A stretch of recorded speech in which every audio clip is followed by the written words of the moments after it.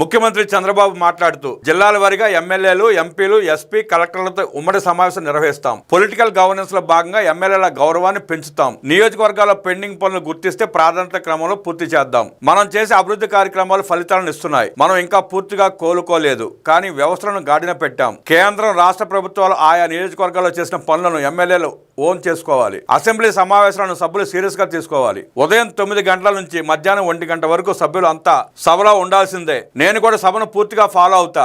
సభ్యుల ప్రసంగాలు, మంత్రుల సమాధానాలు వింటాను. సభలో సబ్జెక్టులపై అర్థవంతమైన చర్చ జరగాలి. మా సమస్యలపై మా ఎమ్మెల్యేలు మాట్లాడారు, మంత్రులు సమాధానం చెప్పారని ప్రజలు అనుకోవాలి. విప్లు సంతృప్తికరంగా పనిచేయాలి. ఎదుటివారు తిట్టారని మనం కూడా బూతులు తిట్టకూడదు. ప్రజామోదకంగా సభ జరగాలని చంద్రబాబు ఉద్ఘాటించారు. నాడు ఎన్నికల్లో చెప్పిన అన్ని పథకాలు ఇస్తున్నామంటే కేంద్రం ఎంతో సహకారం అందిస్తోంది. అందుకే వెంటిలేటర్ పై ఉన్న రాష్ట్రాన్ని గాడిన పెట్టాం. కేంద్రం అమరావతి, పోలవరానికి డబ్బులు ఇవ్వకపోయి ఉంటే నేడు ఈ ప్రాజెక్టులు ప్రారంభమయ్యేవి కాదు. 2027 జూన్ నాటికి పోలవరం ప్రాజెక్టు పూర్తి చేసి జాతికి అంకితం చేస్తున్నామంటే కేంద్రం సాయం అందించడమే కారణం. విశాఖ స్టీల్ ప్లాంట్ ను కేంద్ర సాయంతో నిలబెట్టాం. మన ప్రజల కోసం, మన రాష్ట్రం కోసం, మన విశాఖ కోసం కేంద్రం తన పాలసీనే మార్చుకుని సాయం చేసింది. ఇది చిన్న విషయం కాదు. కేంద్ర సాయంతో మొదటిసారిగా ఒక్క నెలలో 54 కోట్ల లాభాలను విశాఖ స్టీల్ ప్లాంట్ సాధించింది. ఇదే స్థాయిలో పనిచేస్తే అత్యుత్తమ ప్రాజెక్టుగా నిలుస్తుంది. సూపర్ 6 తో సహా అన్ని సంక్షేమ పథకాలను అందిస్తున్నాం. కేంద్ర సహకారం వలన ఇవన్నీ సాధ్యమవుతున్నాయి. ప్రభుత్వ కార్యక్రమాలపై ఎమ్మెల్యేలు ఓనర్షిప్ తీసుకోవాలి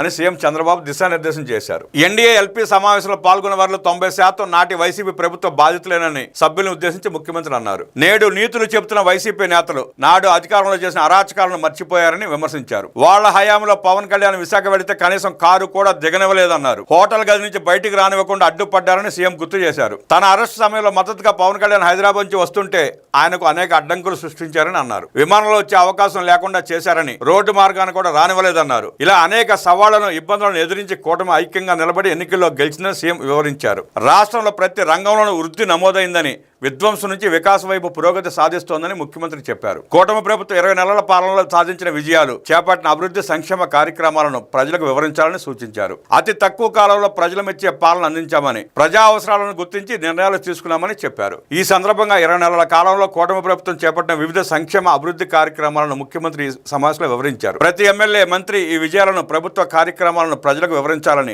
ఓనర్షిప్ తీసుకోవాలని అన్నారు.